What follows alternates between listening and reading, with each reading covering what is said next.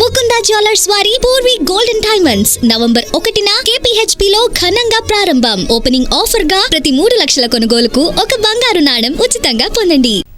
మొంతా తుఫాను ప్రభావంతో కురిసిన భారీ వర్షాలకి ఉమ్మడి కరీంనగర్ జిల్లా అతలాకుతలమైంది. అకాల వర్షం అన్నదాతలకు అపార నష్టాన్ని మిగిల్చింది.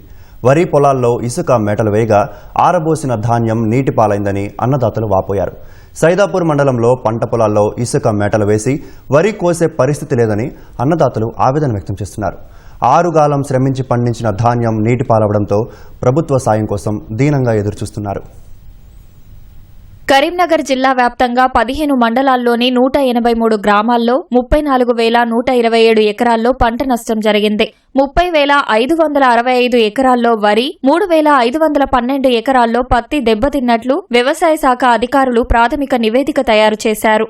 బుధవారం రాత్రి కురిసిన భారీ వర్షానికి హుస్నాబాద్, హుజూరాబాద్ పరిధిలోని పలు మండలాల్లో భారీ నష్టం వాటిల్లింది. హుజూరాబాద్, చిగురుమామిడి, సైదాపూర్, శంకరపట్నం మండలాల్లో 20 సెంటీమీటర్ల పైనే వర్షపాతం నమోదైంది.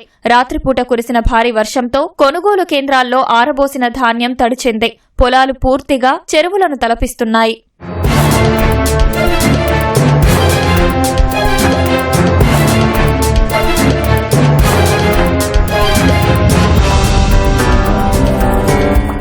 వర్షం కురిసిన మరుసటి రోజు ఉదయం పొలాలకు వెళ్లి చూసిన రైతుల గుండె చెరువైంది. లక్షలు పెట్టుబడి పెట్టి పండిస్తే ఏం మిగలలేదని వాపోతున్నారు. అప్పు తెచ్చి మరీ పెట్టుబడులు పెడితే ఆశలు అడియాసలయ్యాయని ఆవేదన వ్యక్తం చేస్తున్నారు. గత ఏళ్లలో ఎప్పుడూ ఈ స్థాయిలో పంట నష్టం జరగలేదని అన్నదాతలు తెలిపారు. పంట పొలాల్లోని వరి నేల కొరిగి రైతులను కోలుకోకుండా చేసిందని ఆవేదన వ్యక్తం చేస్తున్నారు. ఈ తీరుగైతే మేబీ నేను పుట్టిన నుండి సుధా ఇలా జరగలేదు.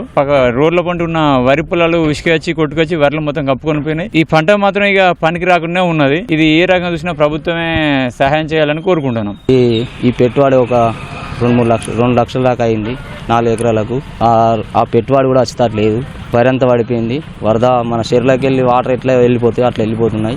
నాకు ఈ పంట నష్టానికి ఏమన్నా ప్రభుత్వం ఆదుకోవాలని కోరుకుంటున్నాను. కనీసారికి కూలి లెక్క అయితే మా కైకి లెక్క అయితే ఏం పడతలేదు. కాబట్టి ఇప్పటికైనా ధరలు పెంచాలి, మద్దతు ధర పెంచాలి. నష్టపరిహారం కాకుండా ఈ ఎండాకాలం వస్తే రాళ్ళు, వానకాలం వస్తే వర్షాలు. ఈ పంటల మీద ఇన్సూరెన్స్ చేయించా, ఇన్సూరెన్స్ వచ్చేలా ఏర్పాటు చేయాలని ఆ గవర్నమెంట్ మన ప్రధానమంత్రి కూడా ఎన్నోసార్లు అన్న ఇన్సూరెన్స్ అన్నాడు. ఏమన్నాడు? కనీసానికి మద్దతు ధర పెంచలేదు కేంద్ర ప్రభుత్వం కూడా. ఒక మనిషికి 500 రూపాయలు కైకిలి నాటెత్తే. కాబట్టి గవర్నమెంట్ ఆదుకోవాలి, తప్పకుండా రైతుల మీద శ్రద్ధ పెట్టాలి. కోతకు వచ్చిన పంట తడిచిపోయి తీవ్రంగా నష్టపోయామని అన్నదాతలు తెలిపారు.